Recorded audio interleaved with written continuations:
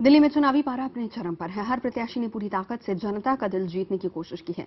अब आपको बताते हैं पूर्वी दिल्ली लोकसभा क्षेत्र का हाल, जहां मौजूदा सांसद संदीप दीक्षित को आम आदमी पार्टी प्रत्याशी और महात्मा गांधी के पौत्र राजमोहन गांधी के साथ साथ बीजेपी के महेश गिरी से कड़ी टक्कर मिल रही है।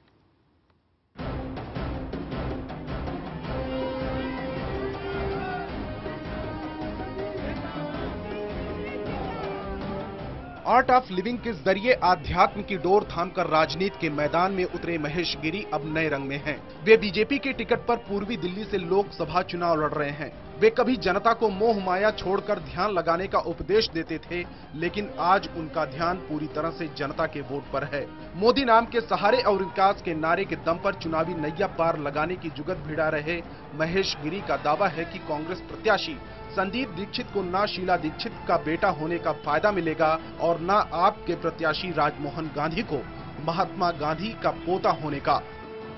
हालत ऐसी है कि दादा के नाम पर वोट मांग रहे हैं, कोई माँ के नाम पर मांग रहा है। अब ये कांग्रेस माँ के नाम पे मांगती है, आम आदमी दादा के नाम पे मांग रही है, तो ये इसमें राजनीति कहाँ रही? ये तो बाप दादाओं के नाम पर वोट मांग रहे, जनता के नाम पर वोट मांगने के लिए तो हम निकले।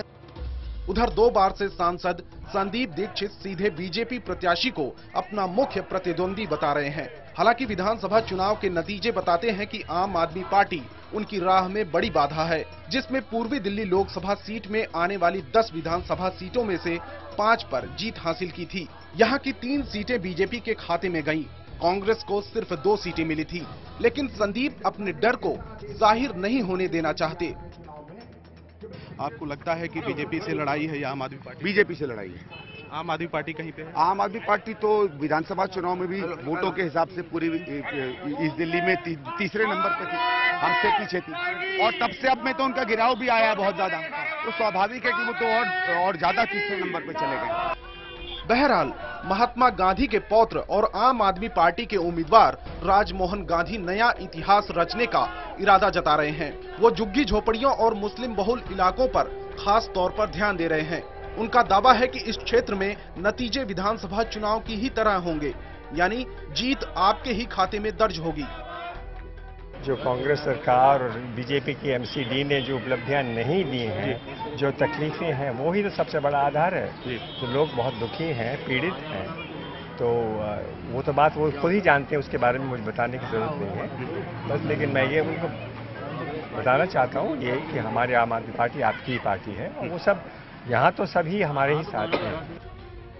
जाहिर है जीत की उम्मीद तीनों पार्टियों को है, रास्ता किसी का आसान नहीं है। कांग्रेस को महंगाई का सवाल परेशान कर रहा है, तो बीजेपी उम्मीदवार पर बाहरी होने की बात चस्पा की जा रही है। वहीं आम आदमी पार्टी पर 49 दिन में सरकार छोड़ने से जुड़े सवालों के तीर छोड़े जा रहे हैं। जो भी हो, लेकिन तीनों प्रत्याशियों की मेहनत ने चुनाव को दिलचस्प तो बना ही दिया है। जीत के दावे तीनों ही राजनीतिक पार्टियां बढ़ चढ़कर कर रही हैं, लेकिन देखना दिलचस्प होगा कि जनता कांग्रेस के विकास को वोट देगी या फिर बदलाव के नाम पर कमल खिलने वाला है, या फिर पूर्वी दिल्ली में इन दोनों ही राजनीतिक पार्टियों पर झाड़ू लगेगी। कैमरामैन करम सिंह के साथ रवि सिंह, दिल्ली, IBN 7।